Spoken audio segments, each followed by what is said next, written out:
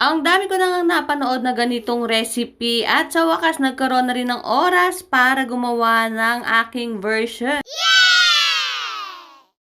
Bali, meron akong 1 kilo ng chicken legs, tapos pinakuluan ko lang siya ng 30 minutes at ganun din yung ginawa ko sa patatas. Pag malambot na nga yung patatas, ay pwede na nga natin siyang iahon sa kahirapan, tapos imamash na natin siya. Nabili ko nga itong pang-mash ng potato sa Mr. DIY sa Tuktukan Taguig. 50 pesos lang yun mga mi. At kung wala kayong pang-mash ng potato, ay pwedeng-pwede naman gamitin ang tinidor. Pinalamig ko nga lang itong mga chicken legs natin, tapos ay aalisin natin yung balat dahil hindi maganda na may kasamang balat itong ating gagawing chicken croquettes. Itatapon ko nga yung mga chicken skin na yan, pero yung buto mga mi, ise-set aside lang natin dahil gagamitin pa natin yan.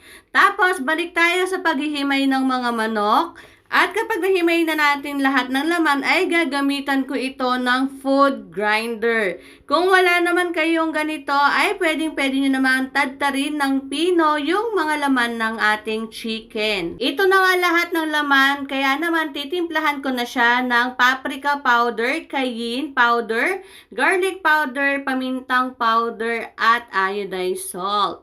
Diyos ko, ang daming powder. Charis. At kapag timplado na nga mga mi, ay isasalpak na natin yung ating food grinder. Napakalaking bagay talaga nitong nabili ko na ito sa Divisoria. 350 pesos nga lang ang bili ko rito mga mi. Diba? Napakamura na niya. And ayan na, ihahalo na natin yung ating giniling na manok sa minash natin na patata. Haluin lang natin maigi at pagkatapos ay maglalagay ako dito ng 1/2 cup ng cornstarch. Tapos naglagay na rin ako dito ng isang itlog. Pagkatapos mga mi ay sisiguraduhin lang natin na halong-halo itong ating patatas at manok. Bago natin siya ihulma doon sa mga buto na isinet aside natin kanina. Ayan. So, yung cornstarch na yung magsisilbing binder ng ating mixture. And ayan na, okay na yan. Ihuhulma na nga natin siya dito sa mga buto ng chicken legs na itinabi natin kanina. Ganyan lang mga mi. O, diba? Lumaki pang tignan yung ating chicken croquettes. Sobrang sarap nga ng recipe na ito mga mi at napakadali lang kaya gawin nyo na yan. Perfect yan pang baon sa eskwelahan ng mga junakis. Mas masarap nga rin siguro ito kung merong mozzarella cheese sa loob ano. Kaya lang wala ako noon, kaya ito lang muna yung gagawin natin. Tapos sa sausawan mga mi, pwede dito yung ketchup with mayo, mustard, ganyan. Kayo na bahala. Pwede rin naman gravy, kaya lang tinamad na akong gumawa. 1 kilong manok nga lang yung binili ni Jowa. Tapos nakagawa ako ng 7 drumstick.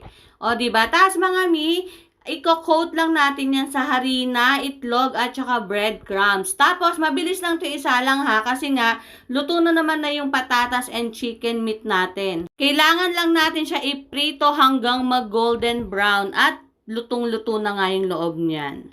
Ayan na, nagpainit na ako ng mantika at inilagay ko na yung first batch ng chicken croquettes na aking nagawa.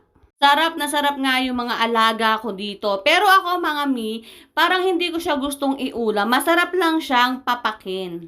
Tapos tamang-tama nga lang din yung dami ng patatas na inilagay ko rito. At ito na mga mi, luto na yung first batch ng mga chicken croquettes. Isasalang naman natin yung natitira pang 3. Malalaki kasi yung chicken legs na nabili ng asawa ko, kaya naman 7 pieces lang yung 1 kilo. Meron naman din nabibili sa palengke yung mga 9 to 10 pieces ang kilo. Pero ito magandang size na to, diba? Ang ganda-gandang tignan.